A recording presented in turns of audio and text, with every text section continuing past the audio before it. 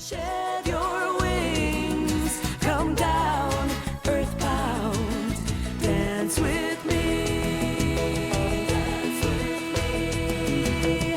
Angels sing, they resound, earthbound, dance with me. Dance with me. Tonight, the first questionnaire is somebody who's probably, I would say she's my twin sister. She is as big of a conflict revolutionary, literally, as I am. She's very talented in her own right.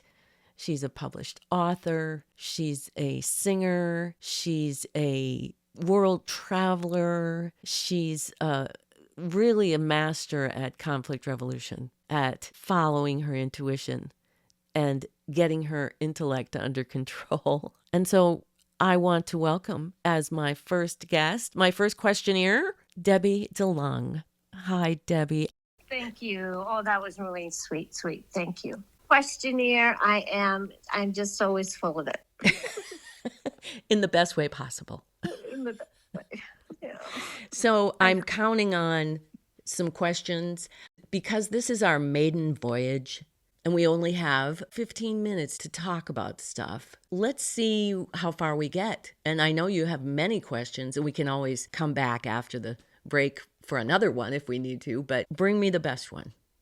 Okay, I know that 15 minutes will go fast. I have a list of questions. Really, I have so many questions, but I'm really questioning. It's how I'm feeling lately. I'm feeling more fluid or a lot of synchronicities, and I'm almost aware of thinking I'm in a simulation, and I'm so confused, and I would like any insight on. And I hate to say, because I'm a believer that whatever happens outside of me is something that's happening inside of me as a result. So when I say that I feel like I'm being attacked by energies or the Schumann resonance, that is evidence of this energy that's being recorded. However, they're recording it is unusual, especially these last couple of days. And I felt like I saw somebody sitting in a chair, even in my bedroom, and it made me scream.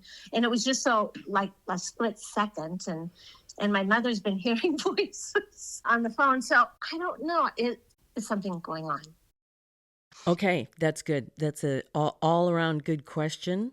So we will command that only the most divine light shine down upon you at this time, and that the greatest good be present here. We have asked you to bring this particular question forward because on a very rudimental, basic level, humans are in need right now of understanding how much you cannot know at this moment. There is such a huge expansion going on, and the human intellect is doing what it's naturally come here to do, which is to define the matrix, to say that is a chair and that is a table and these are my feelings. And then you have to layer the complexity of being a human on top of all of that. You're creating the table, you're creating the chair. And everything, as you say, is originating from within you. This complexity is boggling your mind. And it's supposed to be. Your mind is being decompartmentalized after however many civilizations of living in one particular way. So, of course, people are losing their minds. People are being challenged to be self-sufficient because the earth has given you everything you need to live a fruitful, beautiful life. You're being challenged to find that way, to choose to create that way. It's not a cosmic joke that the external world is manifesting so crazily, because it is a reflection of the craziness of having to decompartmentalize the intellect. Because when you decompartmentalize the intellect, you start to take away that is a chair, that is a table. You feel and experience the deconstruction of the matrix itself. as you loosen up the intellect. And that's terrifying for the ego, of course, because it's the letting go of letting goes, letting go of the ego. And then hand in hand with that is the intuition and the compassion, filling up those spaces that have been decompartmentalized, so that your job only becomes committing for the good of the whole, starting with yourself, aligning to compassion, anchoring that change. And we say the best way to burn off the emotion that is inevitably kicked up is creativity. Interestingly enough, one way to use your creative energy is to employ conflict resolution. And because you do, you are accelerating your expansion. And it doesn't make the ego any happier. It feels just like a wilder ride indeed. And yet, the beauty is at the same time as you let go, as you put yourself through your own death and really let go, you find the magic happens. Then the synchronicity becomes a natural part of life. You relax into it. Even if you're anxious, even if you hold in your body at some point along the way anger or depression or sadness or whatever, there's no judgments on those feelings. There is in the culture, but not within you. Turning inward, listening more to self, learning to trust self, and then being committed to the good of the whole. Now you're infusing your own operating system with a command, and that's love. Love is the greatest good. Compassion as the fifth fundamental force. That's why you're here.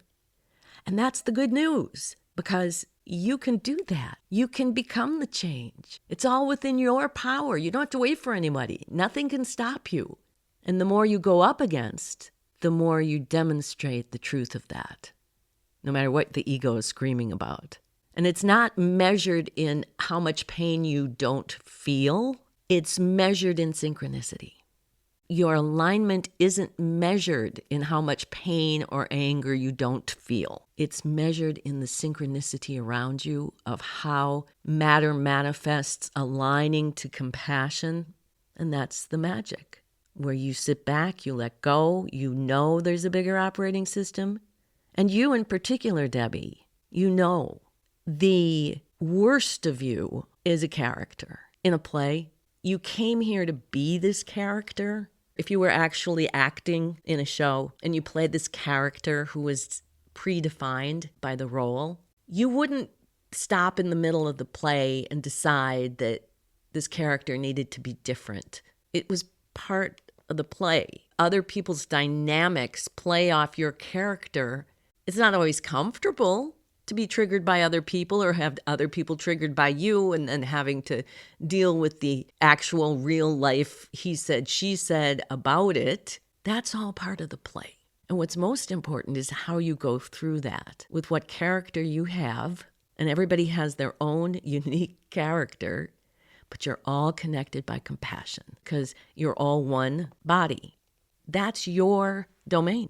And that is the good news. If you need help ever, you know exactly what to do. And in the meanwhile, find a way to love the ego into its sublime submission. Well, Debbie, what thinketh you? Oh, wow. Oh, wow. That was so amazing. And I feel so much better about everything. That really calmed me, in fact. I'm not so anxious now. Oh, Yeah, it really gives hope. yeah. Like tactile hope, not just the idea of hope, but you just, when you can take a breath and relax and go, right, Yeah, right. exhale. Exactly. And it's a challenge, however. Love the ego. That's a challenge. Yeah, into its sublime submission. I love that. Okay, ego, sublime submission. Yeah, that was Yeah. the greatest ending. Thank you so much for that. And I took notes because I'm a you, questioner and note taker. And you, And I will go over these and just, I'm so appreciative. Thank you. Thank you for that. you are welcome.